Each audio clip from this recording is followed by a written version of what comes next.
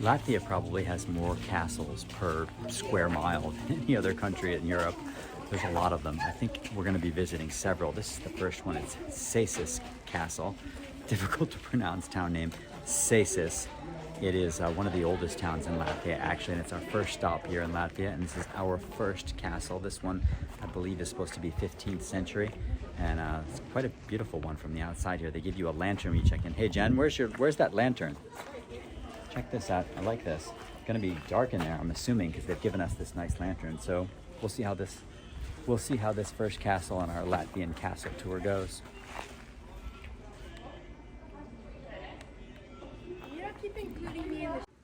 There's a nice view of the castle here behind me. So apparently the foundation stone of this castle was laid about 800 years ago. But it became the mightiest castle, supposedly, in Lithuania, this whole region, about 500 years ago. That's when it reached its peak. And it is incredibly well preserved, isn't it? It's just a beauty.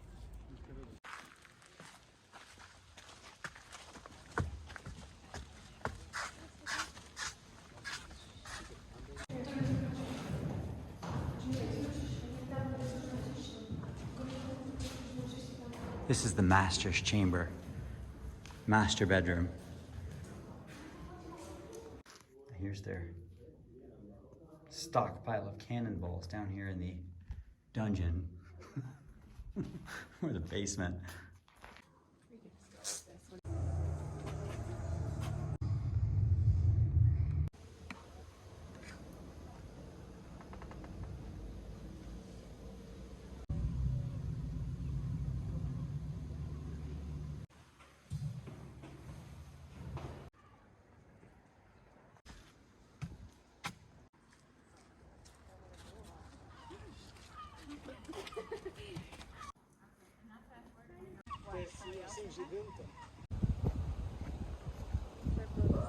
Looks like it's going to rain, but I got to get this part in here. So there was a siege here in 1577. Apparently the castle was constructed in the 1200s, late 1200s, late 13th century. And 300 years later, it suffered its first siege from the Russian Tsar, Ivan the Terrible. And after 5 days, the walls gave way and the army was able to break into this fortress. And after being defeated, it sounds like the troops, it says they carried out the worst tyranny and dishonoring of the women and virgins. I'm reading here from this sign. Such acts were unheard of even among the Turks and other tyrants. It says that the Grand Duke ordered many men to be whipped and then grilled live on a fire in their injured and bloodied state. It says one burgomaster had his beating heart ripped out and a priest had his tongue removed. Others were subjected to death by unrivaled agony and torture. Afterwards, the bodies were dumped in a pile for the birds and beasts to feast on. It also says in another part of the castle, too, that in 1974, they found the bodies of I think 3 women and 2 children who died when the walls collapsed on top of them. So obviously gruesome history here. Give you a little bit more history. So it says that Cēsis Castle stayed in Russian hands for only a short period of time after Ivan the Terrible's siege of 1577. But it says that basically 4 months later, in 1577, a small combined force of German, Polish, and Latvian soldiers retook the castle. But within a couple of months, Ivan the Terrible's forces were here again trying to lay siege to this castle, but the next time it did not work. And it says that the castle did not fall, and then the Russians tried again for a third time in October 1578. It says this time the siege was broken by a combined Swedish and Polish force, which defeated the Russian army here. Nice.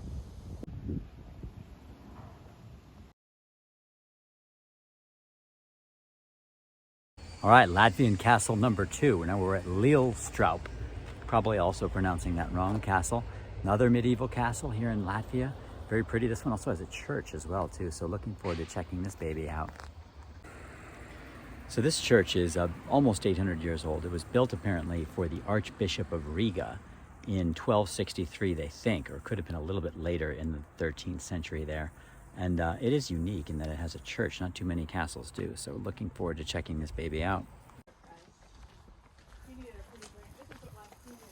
Hello. Sveiki.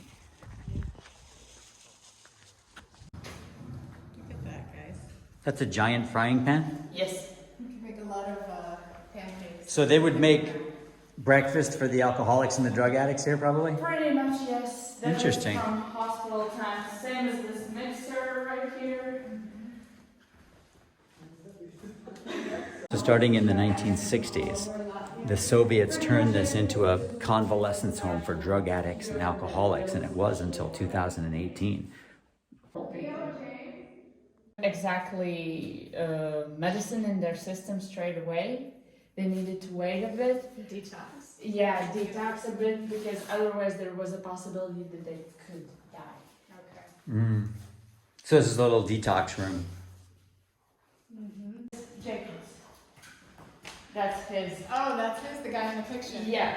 Yeah. He is right here. That's him. That's the guy. He Yeah. lives in Miami. He lives in Miami. His mom owns Picture. horse car. Now this guy, Jacob, you said he would like to own this place, Yes. but he's related to someone who did used to own it. Yeah. Before the war. And who was that person again? One of the von Rosens. He has proof on 14 pages that he is related to them. And so is he suing somebody in order to get this, or?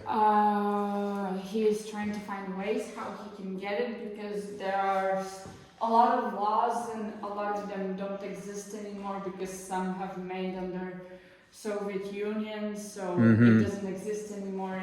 It's complicated. So how long ago did his ancestors own this castle? Before the 40s. Okay. Yeah, before the World War II. So did he bring this picture of himself? Yeah, that's his children. And they agree to keep it here? He's big man, I would say, because that cape, but when he puts it on, it doesn't touch the ground. Okay. He's that tall? He's about 2 meters, So 6 people feet are like, all right, or whatever he over. wants, we'll do it. So he wears this cape when he's here?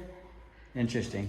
What about this one? That's from people that just bring stuff here, and they're like, they don't.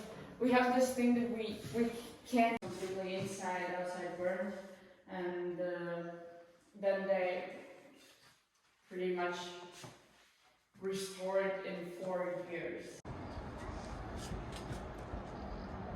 Great view from the top.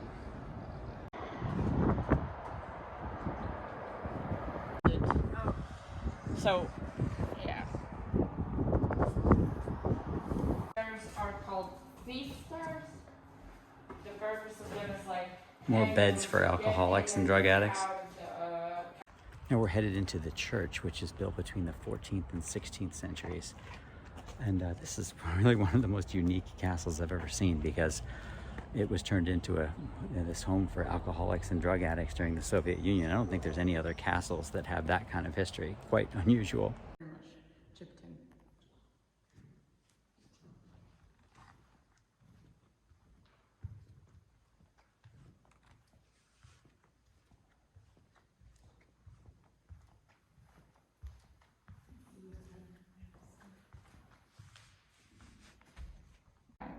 Yeah, here it is. Jacob von Rosen welcomes you to Lille Straupe Castle. Did I pronounce it right?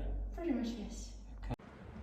So I don't think they get too many American visitors at this castle here in Latvia. They were surprised and delighted to see us. They were really nice. They gave us a guide. But you know, this young man, Jacob von Rosen, who they said lives in Miami, has documentation proving that he owns this place, or that his family owns it. His ancestors owned it. They said he's got 14 pages worth of documentation. I don't know, it's interesting. But he is still trying to legally claim that, I suppose, based upon what we've gathered. The federal government owned it after the end of the Soviet Union, and then now they said the municipality has taken it over 2 months ago, and we'll see whether Mr. von Rosen is able to formally claim the place. But when you walk in, it says Jacob von Rosen welcomes you to the castle. So, and there's pictures of him in here too. It looks like quite a guy. Great view from the top.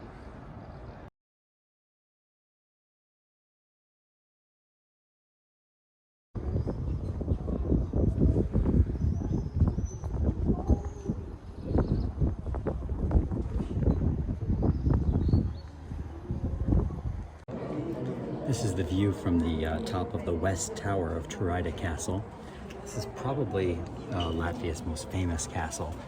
and it's best preserved, and it was probably the oldest as well too, because it was founded in they started building this in 1214 AD, and it also has one of the oldest wooden churches in Latvia that dates to 1750. That's also really pretty. It's a beautiful place. It's located in a beautiful park alongside a river. There's sculptures here. You can take long walks here. It is just a beautiful place, and these are also the most tourists I've seen anywhere in Latvia too. It's probably one of the biggest tourist destinations of this region because there's quite a few tourists here. It's not mob, but there's quite a few compared to some of the others. While you're here too, if you visit, make sure to read about the legend of the Rose of Turida, who had sort of a star-crossed love affair with a prince that she was in love with. She was a princess. She was in love with a guy. There was a rival suitor, and he apparently stabbed the rival suitor to death here on these grounds. Well, at least that's the legend of the story. As it goes, you go to the Rose of Turida and read about it, the hill near the wooden church.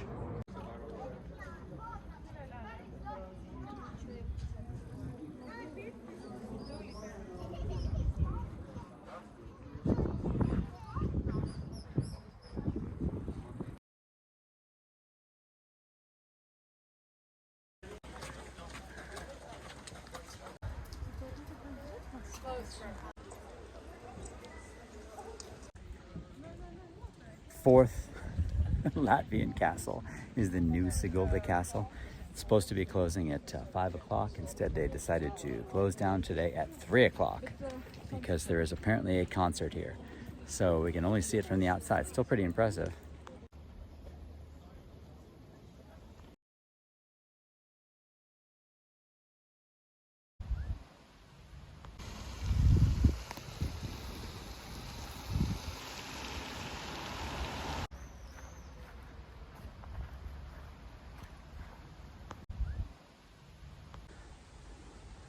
Latvian castle number 6. My God, these things just keep coming. This one I didn't even know about. We were just driving down the road. I'm like, wait a second, what is this? Another castle. I'm like, I gotta pull over. This one looks really interesting too. Dobele Castle, this one is. And it was built in between 1335 and 1347. Gotta tell you, this country, Latvia, I am loving Latvia. I think this is a great country to visit. And I'll tell you why. First of all, the people are super nice. You come here as a traveler, as an American, people seem to like Americans, or at least not despise us. They're very surprised. You're American? Why are you in Latvia? What in the hell are you doing here? That's the kind of question we're getting from people. The young people here speak English in Latvia. It is a very easy country to travel in. I like the food a lot. We've had some excellent meals here already.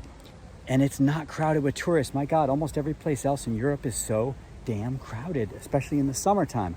Not here in Latvia. Great place to come in the summer. It's not hot. Temperature is just about right. There's so much to see. It's incredible. You've got castles and manor houses and historic cities all over the place. We haven't even been to the capital, Riga, yet. That's coming up later. We're just visiting these other smaller towns, and I'm really enjoying it. The prices are very good. The prices are way lower than in Estonia, and it's a reasonable country to come to. The people are nice. There's tons of history. I like Latvia. I like Latvia a lot. In fact, Latvia is extremely underrated, folks.